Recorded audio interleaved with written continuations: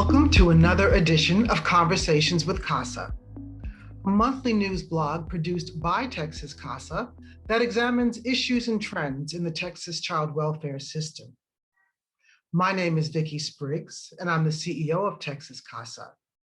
The show is filmed at our offices in Austin, the Texas CASA offices, and you will sometimes hear a car go by because this is the virtual age, so we never know what kind of disruption we'll present, but we will carry on. My guests today are Brandi Purswell and Drew Melton, Education and Training Voucher Specialists with the BCFS Health and Human Services. So I'd like to say first, welcome Brandi and Drew. Thank you for joining us today. Yes. Yes. Thank you for having me. Absolutely. And will you please tell our viewers about yourselves? And I'll start with you, Brandi, if you don't mind. Oh, no problem. Well, I started, I was a CPS caseworker back in 2005, and I was there as a legal worker until 2012. I then moved on to be a case manager and residential services coordinator with the Child Placing Agency. I came to BCFS 4 years ago when this position was brand new and we were just starting. Normally when there's not a pandemic going on, Drew and I travel all over Texas, talking to students in foster care, as well as their providers, anyone and everyone who touches foster care, about the Education and Training Voucher. And we've even added some bonus features to our presentation of other college resources, just to make sure that our students access all of their benefits. Super, thank you. And Drew? Yes. Well, my background is in education. I was a teacher for about 15 years, and I taught at various different schools. I worked with a lot of behavioral students that have behavioral problems, worked in the juvenile halls. So in that work, I did run into a lot of students coming from foster care. So I kind of had an idea of what the foster care system was all about. I moved to Texas about 4 years ago and became an aftercare case manager with BCFS. And that's kind of when I really got to see the obstacles that some of our youth face as they're aging out of care, just finding housing, getting their identification. Those little obstacles for us are really big obstacles for our foster youth. And I've been in this position for about a year and a half.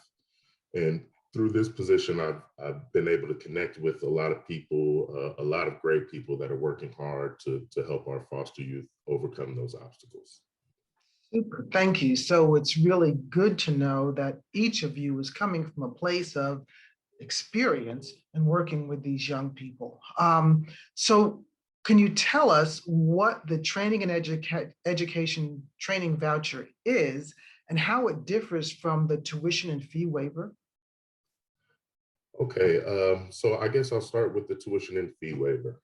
The tuition and fee waiver is a state law, and once a student accesses that tuition and fee waiver, they need to access it before they turn 25. And by access, I mean they need to take one college course and use that tuition waiver before they turn 25 years old, and they get it for the rest of their life. They'll never lose that tuition waiver. They can go get as many degrees as they would like. They can go to school until they're 99 years old if that's their preference. As far as ETV, ETV is a federal need-based fund. So because it's federal, it's good for most post-secondary schools in the nation, as long as they've been accredited and in business for at least 2 years. They also have to exhibit a need. So students need to exhibit that need, and a lot of students can lower that need by accepting those loans. We want them to take that ETV funding first and kind of turn down those loans to make sure that they're good to go for post-secondary education. Right now, ETV provides up to $12,000 per school year until the end of the 21-22 school year. That is kind of a change due to COVID, and we don't know where the funding is going to go after next school year. ETV can also be used until a student's 25th birthday. So it ends the month of a student's 25th birthday, and it will be prorated to wherever that student's birthday falls within the school semester. So if I understand this correctly, a student can have the tuition and fee waiver and the education and training voucher? Yes, they can use both. Unfortunately, we have a lot of students that get those confused, and they wind up using their tuition waiver and never access that education and training voucher. These can be used together. Students can use that tuition waiver and receive ETV funding for any expenses they have due to attending school. Super, thank you. So, okay, we talked, you mentioned the pandemic as it relates to the ETV.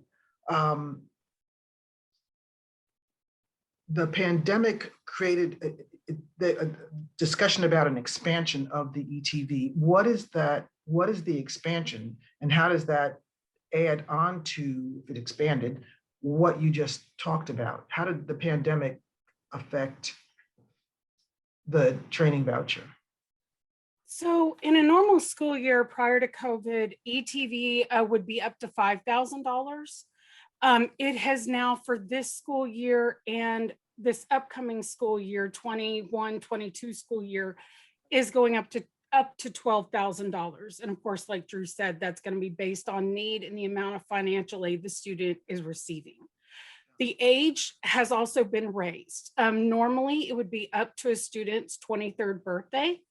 For the current school year that we are in, for fall 2020 through summer 2021, students can access ETV up until the month of their 27th birthday. It'll actually be prorated to their birthday month if they're turning 27.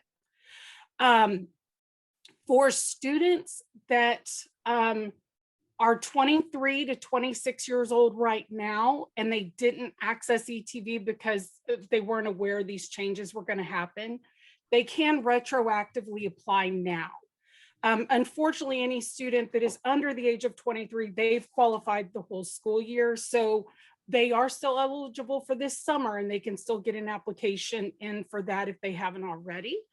But only the 23 to 26-year-olds can apply right now for fall 2020 and spring of 2021. For this upcoming school year, it is going to go to the month of a student's 25th birthday. So students under 25 can apply now for this upcoming fall 2021 through summer 2022. And then after summer 2022, that's where we don't know if it will then go back to the original amounts or if it's going to stay there. So we're staying tuned for what's going to happen for that school year after that. Super, thank you. So that explains a couple of things. One, while Drew started saying, he said 5,000, then he jumped to 12,000. I was like, oh, that's a bit of a difference. Now I understand why. And also, as you go through the explanation, Brandi, it starts to sound like a math test in my head, keeping up with all the numbers and the ages and the this and the that. So how would a CASA volunteer direct a young person or anybody watching, if it's a young person who might want to apply for these funds, where do they go to apply? Do they just take your number? And thank you both for having your backgrounds, which is perfect. So the name and the number and the email address, I really appreciate you having that there. Would someone just contact you directly and ask for an application, or how do they go about applying? Actually, all applicants just need to go to our website, texasetv.com. We have an online application there that they can use. They also want to, especially if a CASA worker is helping their student apply, they do want to make sure that their student is eligible.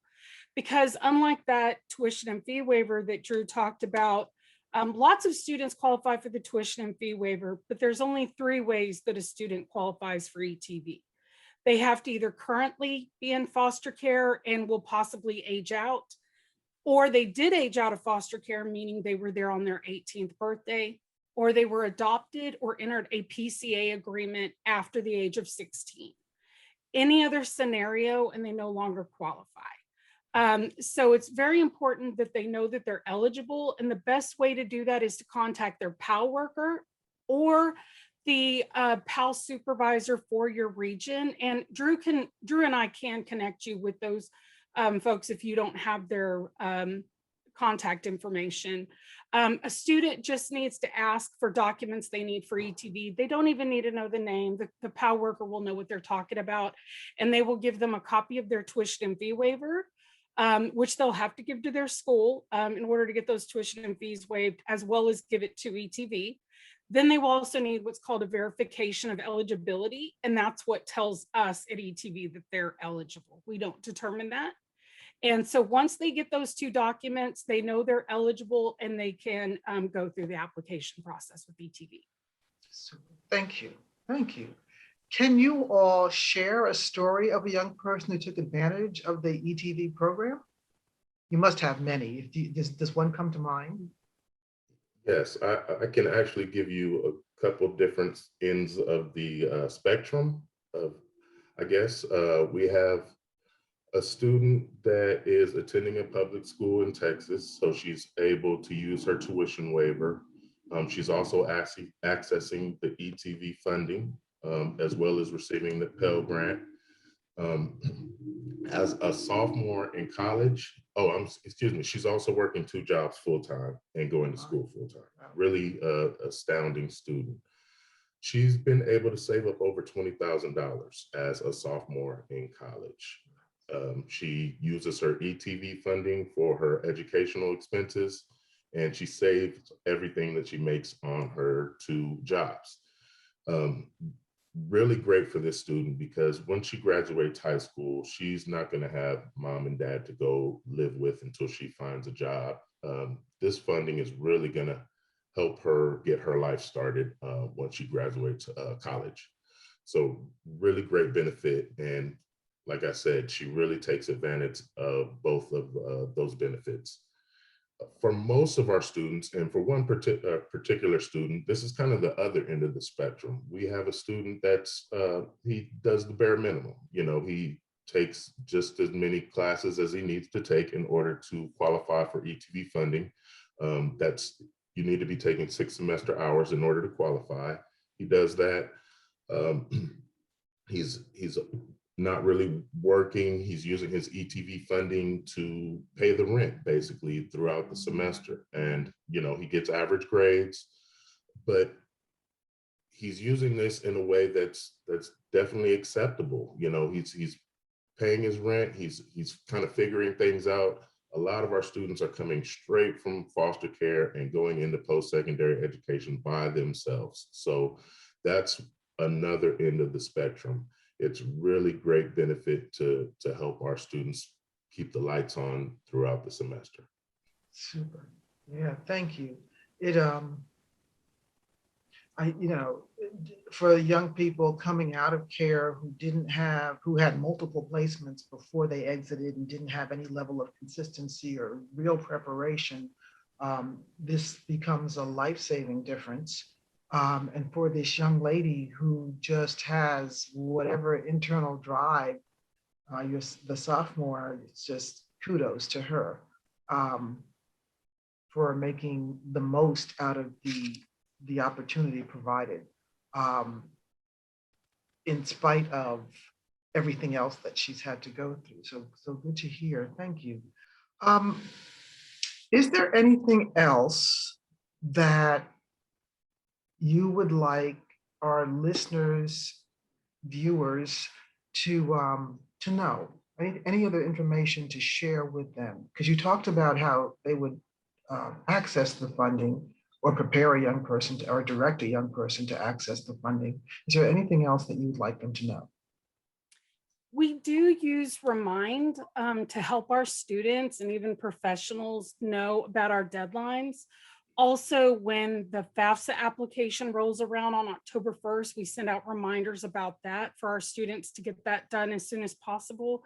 Our Remind for students, if you go to either the Remind website or you download the app, and you can get those alerts as an email, a text message, or through the app.